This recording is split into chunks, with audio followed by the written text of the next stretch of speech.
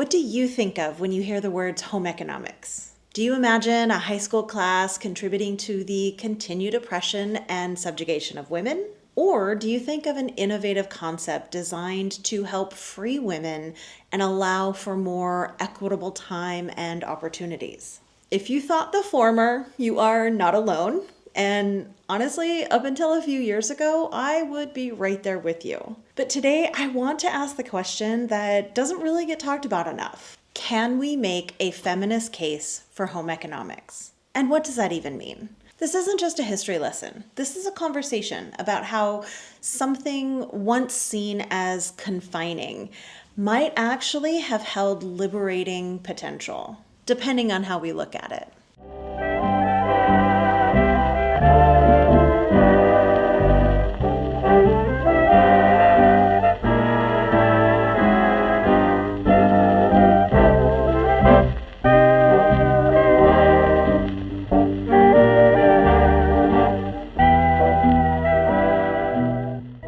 Have you ever loved something that kind of seemed to go against everything that you believed in? Well, that was me, standing in my sparkling clean kitchen, feeling really proud of a meal that I had just made, and also wondering if I had somehow betrayed feminism in the process. I have built a life and a platform around vintage living, including homemaking. But for a long time, I carried guilt about it. I felt like I was failing as a feminist because I enjoyed keeping house. It wasn't until I read Danielle Dreilinger's The Secret History of Home Economics that I really started to reframe that story and learn what domestic science was really about. Let's start with what home economics looks like in most people's minds.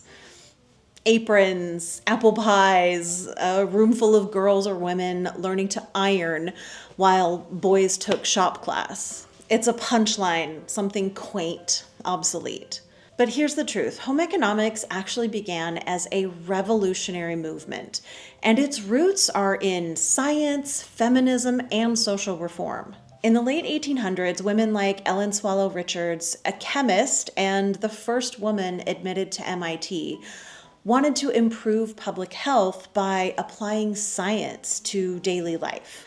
Clean water, safe food, proper sanitation. And she believed that the home was the most important place to start. So home economics wasn't originally about baking the perfect cakes. It was about empowering women with knowledge and data to improve their communities. And for many women, it was the first and only way into higher education or professional life. And that matters. It was also about saving time, which is something that really doesn't get talked about enough. Many of the systems and tools developed by home ec research were explicitly designed to give women more hours back in their day. Whether that was to pursue further education, take on paid work, or simply rest. These techniques acknowledged that women's time was valuable. Time motion studies led to more efficient kitchen layouts and tools, meal planning templates, and budgeting systems, streamlined decision making. Even the standardization of recipes and cooking methods was about freeing women from the endless trial and error of daily chores. These weren't just domestic tasks, they were tactical innovations to reduce the domestic burden. And that opens up a conversation about the feminist potential embedded in time-saving practices. Home ec departments offered classes in chemistry, biology, nutrition, economics, early computer science, and yes, cooking and sewing too. These were often women-led departments in universities, pushing science and public policy forward in ways that helped millions of households. But home ec didn't just live in the classrooms. It shaped the world around us.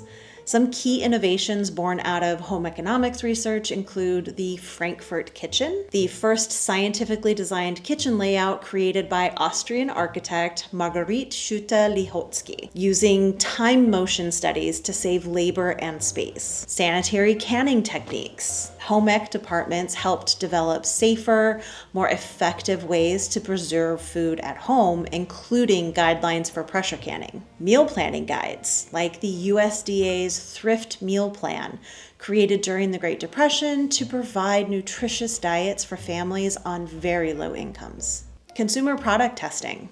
Home ec labs ran early testing on appliances, textiles, and cleaning products to ensure safety and efficacy, essentially creating the foundation for modern consumer reports. Just think of all of the electrical kitchen appliances that we still use today. Home economics educators promoted the use and proper maintenance of electrical ranges, toasters, mixers, and refrigerators, helping households shift into the modern electrical age safely and efficiently. So already we're seeing a version of home ec that is nothing like the stereotype. By the early to mid 20th century, especially between the 1910s and 1940s, home economics had become a widely accepted educational track for women. It was seen as a respectable path into professional life, and at a time when options were severely limited. Universities were offering home ec degrees, government agencies employed home economists, and women were finding ways to turn domestic expertise into a career. But here's where things get complicated. This empowerment came with caveats. Yes, women were entering academia, working in labs, and shaping policy, but only if they stayed in the domestic lane. They could study nutrition, but not chemistry broadly. They could become experts in budgeting, but not economics as a discipline. They could be leaders as long as it was in service to the home. This was empowerment with boundaries, a sort of conditional feminism. And let's be honest, this gatekeeping was not accidental. It was patriarchy in action, quietly directing women's talents into socially acceptable roles, while keeping the more prestigious positions out of reach. That tension between freedom and containment is baked into the history of home ec, and we can't ignore it. This is also a perfect example of intention versus impact. The intention may have been to empower women through education and public service, but the impact was often narrower.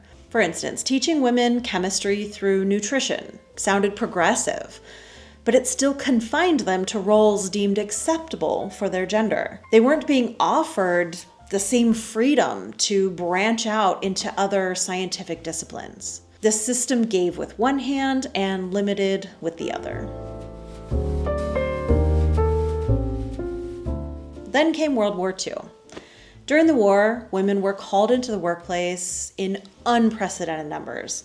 They worked in factories, famously becoming Rosie the Riveters, but also as engineers, chemists, mechanics, clerical workers, nurses, and agricultural laborers. Many were trained through home economics programs or used skills learned through domestic education. Women ran households under rationing restrictions, managed wartime nutrition, and coordinated large-scale community food preservation efforts. And home ec adapted. Programs expanded to teach resourceful cooking under rationing, mending and extending clothing, and efficient household management with fewer goods. Some even contributed to developing dehydrated and shelf-stable food for the military. Home economists weren't just keeping the home running, they were helping to keep the country running. But after the war, everything changed. The men came home and the culture shifted. Instead of building on women's wartime roles and expanding their opportunities, society encouraged them to return to the kitchen and embrace domesticity as their primary role again. The booming post-war economy and the rise of suburban life created an idealized image of the nuclear family, with a full-time homemaker at its center. Home economics curricula were rewritten to align with this image. Lessons shifted from science and independence to etiquette, hosting, and appearances. This message was clear. The war was over, and women were expected to resume their traditional places. By the 1950s, home ec was repackaged as part of the perfect housewife machine. Think pastel kitchens, Campbell's soup casseroles, lipstick charts, and suburban consumerism. Girls were being taught to manage a household, not as a form of empowerment, but as a preparation for a life of domestic servitude.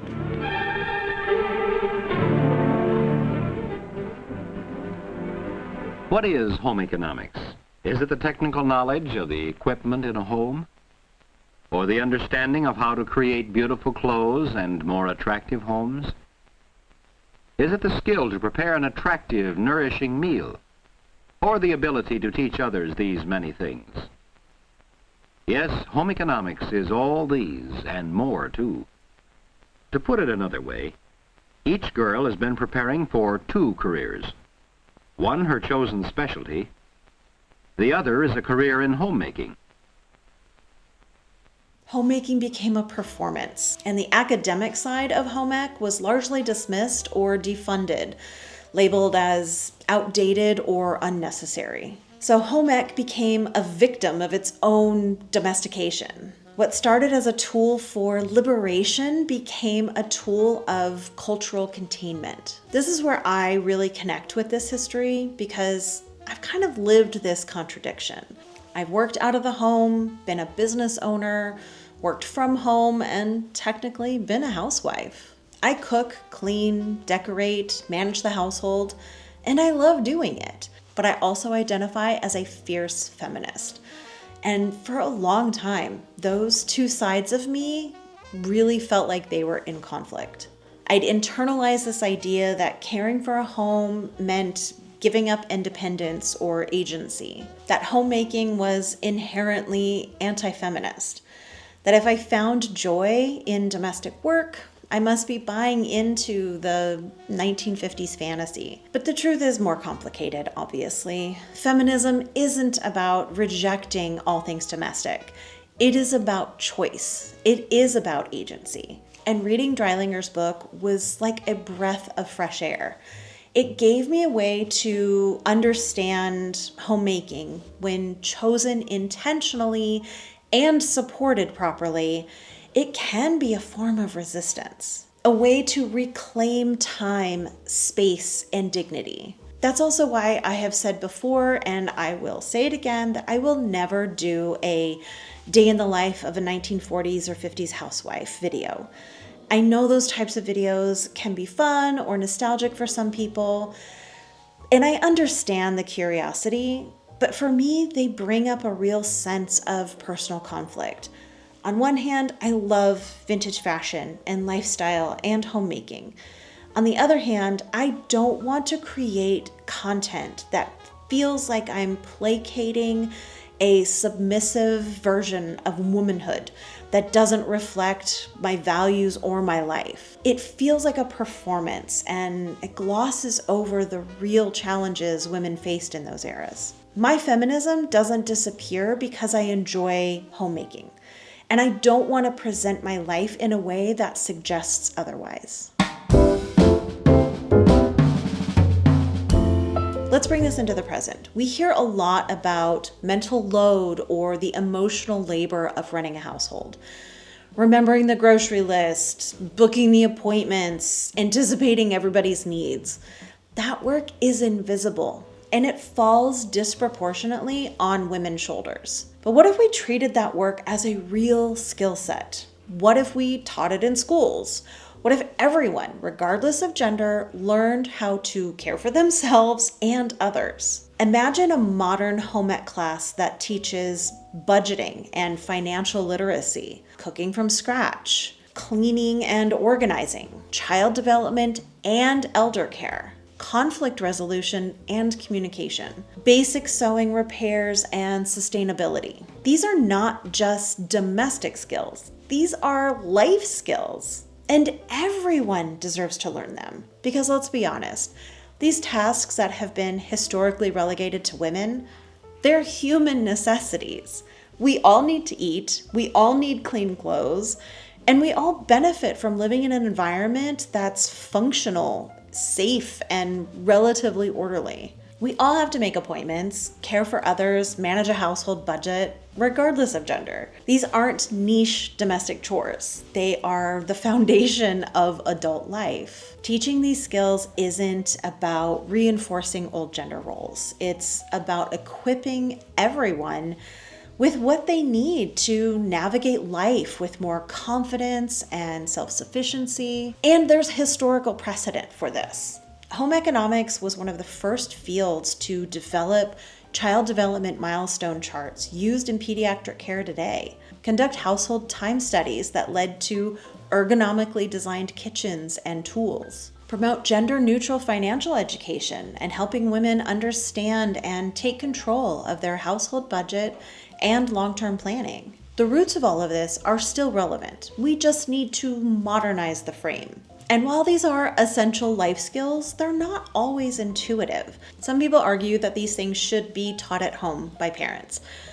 But what if the parents never learned them either? Or what if they learned them in ways that were inefficient, shame-based, or tied to outdated gender roles? That's where structured, informed education can make a difference. Learning these skills from people who've studied them or built careers around improving them, such as educators, public health professionals, and family science experts, can offer more effective, empowering approaches. These programs, rooted in research, tested strategies, and evolving knowledge, can help people avoid common mistakes and streamline their daily lives. Of course, that doesn't mean that you can't learn something useful from a TikTok video or even a YouTube tutorial. I certainly have. Sometimes creators share tips or perspectives that are genuinely helpful or even transformative. But it's also good to approach that kind of content with an open mind or even a bit of skepticism. Not everyone online is an expert, even if they speak with authority,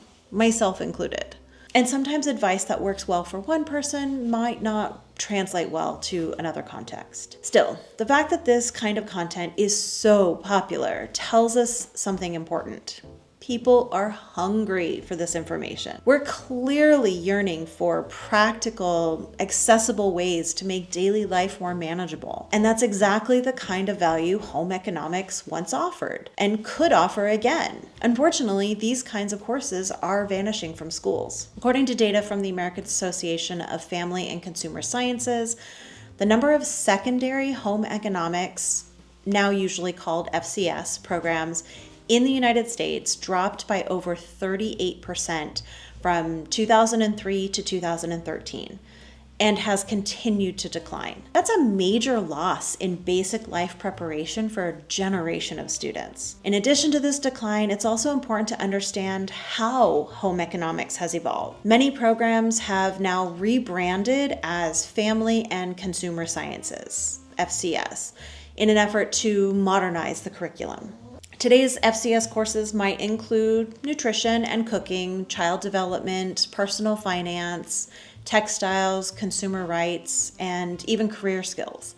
But they're often electives, not graduation requirements. According to a national survey, approximately 3.4 million students were enrolled in FCS classes between 2010 and 2012. But by the early 2020s, fewer than 6,000 US schools reported offering FCS at all. And many programs are underfunded and suffer from teacher shortages. At the college level, degrees in family and consumer sciences still exist, particularly those pursuing education or public health careers, though they do graduate relatively small numbers each year. These degrees prepare students to teach, work in nutrition or community service, and contribute to ongoing public health research. So while the structure of home ec has changed, its value has not disappeared. In fact, the rising popularity of life skill content on platforms like TikTok and YouTube tells us something loud and clear. People are clearly craving this kind of knowledge. They want tools to live better, not just prettier. And the foundation for these tools was laid decades ago inside a home ec classroom. So, can we make a feminist case for home economics?